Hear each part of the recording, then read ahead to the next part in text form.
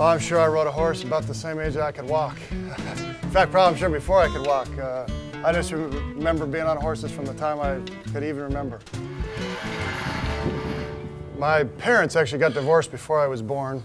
Then my mom married a rodeo cowboy as her second husband.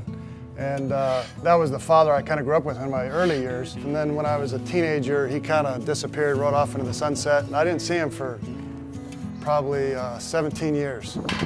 My mom, throughout all this, taught me to be steady and reliable. She taught me to work hard too. She worked as a waitress at night. And I just remember thinking, I gotta do everything I can because she's working so hard, I gotta carry my weight. One of the commandments says, 6 days thou shalt labor and then rest on the seventh day. So we think that's a commandment to keep the Sabbath day holy. It's also coupled with a commandment that says work 6 days. I've actually been at the same job for 13 years, which is a bit of an unusual occurrence these days.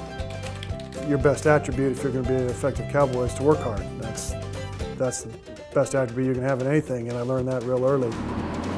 It was important to me that our children develop a sense of work ethic, and we can tell them to do the dishes and hopefully they do them, but if they don't do them, they don't think anything bad happens, but they know if they don't feed, something bad's going to happen, so somehow they are pretty regular about doing that.